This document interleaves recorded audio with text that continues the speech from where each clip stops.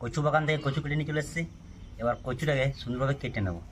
চলো মা, ধরো আমি কাটছি। কোন দিকটাকে কাটবো? দেখো এইখানটা আগে কাটো।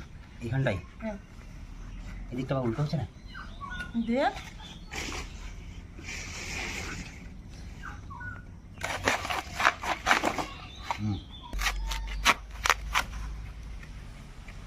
দেখুন বন্ধুরা, কচুটা খুব সুন্দর, আশা করে মনে হয় গলায় লাগবে না। সুন্দরভাবে কেটে নিই।